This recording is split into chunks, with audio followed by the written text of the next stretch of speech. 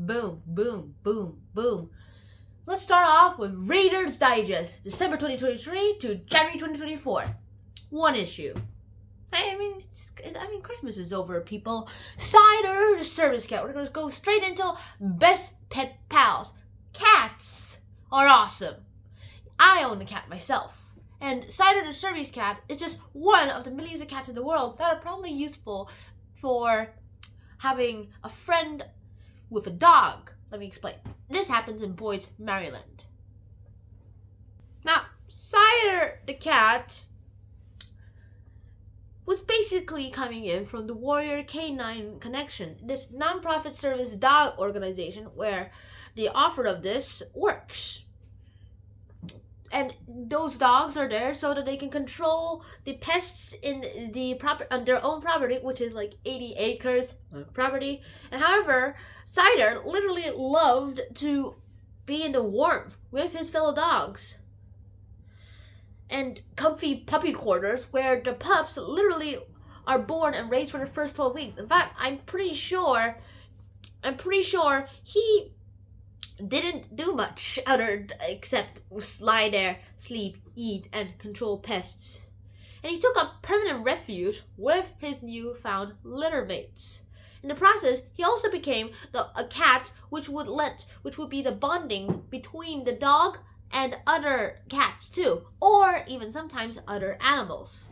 And he becomes friendly himself, and one day there's this puppy who had a very, very big brain fluctuation, and that puppy survived.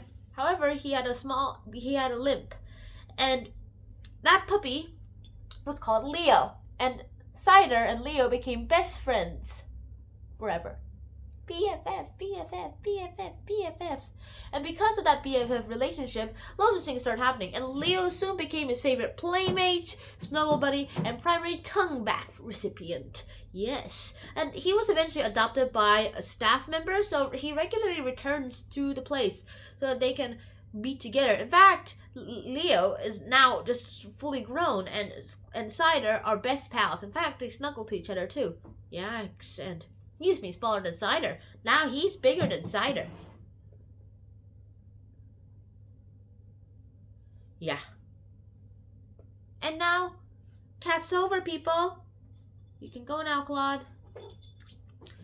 Alright, next we're going to talk about laughter is the best medicine. Now, laughter is technically the best medicine because of how things start working out.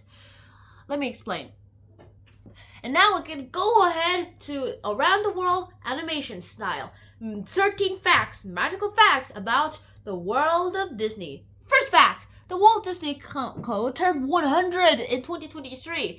It was founded in 1923 as a tiny animation studio that became the world's second largest media and entertainment conglomerate. It's second to Apple. Disney films have won 135 Oscars, and Walt Disney himself holds the record for the most Academy Awards won by an individual, 22. Now, second fact is that Mickey Mouse may not have been the first Disney character. That would be Oswald the Lucky Rabbit. Also, he looks a lot like Mickey Mouse, but he is undeniably the most popular. In fact, Mickey is better known than in this country than anyone living or dead. Real or fictitious, the Los Angeles Times actually reports, market researchers say that his 97% recognition rate makes him even more widely known than Santa Claus. And even the iconic mouse ears that they sell at Disneyland is the iconic mouse ear souvenir, popular perch of merchandise, and that gives Disney an annual sales of $3 million. And the third fact, in a case of life imitating art, the voice actors behind Mickey and Minnie Mouse fell in love while on the job, which is kind of weird. And Wayne Allwine, who voiced Mickey for a record 32 years, met Russi Taylor, who voiced Minnie in 1988, and they married 3 years later. What a shock. The fourth interesting magical fact is hitting theaters in 1937, Snow White and the Seven Dwarfs. This was Disney's first full-length film. It took 3 years to produce and came in 3 times over budget. Yikes. And inside insiders nicked this project Disney's folly. But it actually paid off. This film earned more than $8 million during its initial release, which is $165 million in today's money, and making it the top-grossing animated film in all time. Now, the fifth fact is that fresh off the success, Walt Disney actually purchased a home for his parents in 1938, but his mother, Flora, tragically died from carbon monoxide poisoning. Some fans say that this explains the dead mother trope in many subsequent Disney films. The sixth fact is the rumor that Walt Disney's body has been cryogenically frozen is so popular that it has even spawned a related conspiracy theory that the 2013's hit Frozen was so named to redirect internet searches about the founder's final resting place. Wow.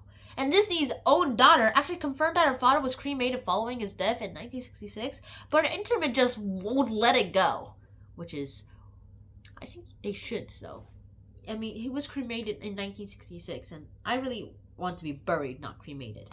The seventh fact is something I would like, and all Marvel fans out there do. The Marvel Cinematic Universe and the Marvel Comics will think of like Spider-Man, Hulk, Avengers, Thor, Captain America, Black Panther, Thanos, Kang, Darkman, all those people. And for now, they're gonna start creating X-Men and Fantastic Four. Anyways, Walt Disney Co. bought it in 2009 for $4 billion, just after Iron Man 1 was released. And it is now more than $50 billion. But even with all these superhero blockbusters, movies, these just account for 11% for Disney's revenue. The rest actually come from their other TV networks, which turns out they own ABC, ESPN, FX, and the National Geographic, among others. In fact, Bill Nye, the Science Guy, is also owned by them until they quit the show. Lots of other shows are actually owned by Disney too. You just don't know it. Haha. The eighth fact is that Disneyland was originally slated to be a small park on just 8 acres of land across Walt Disney Studios in Burbank, California. But however, the project soon outgrew its proposed location. Now, there's one in Shanghai, Hong Kong, Anaheim, Burbank, and loads of other places in the world. And Disney theme parks worldwide welcome more than 150 million visitors per year. In fact, I visited that place too. Ninth fact, beneath many Disney parks is a network of tunnels that allow staff members to move about the park unobserved. Dun, dun, dun, dun. Which is a brainwave from Walt, who was irked after spotting costume characters walking through themed areas where they didn't belong while on their way to the parts where they did. Which is weird. And in the original and largest of these systems lies under the Magic Kingdom in Orlando, Florida. It spans 9 acres and it costs more to build than the theme park itself. Thanks. The 10th is that without 75,000 cast members, aka employees, Walt Disney in Florida is the biggest single site employer. Wow! Disneyland, however, has graduated with so many celebrities. Steve Martin honored his sleight of hand skills at the Merlin's Magic Shop in Fantasyland, and Kevin Costner worked as a skipper on the Jungle Cruise, which is nice. And Robin Williams performed as a mime on Main Street.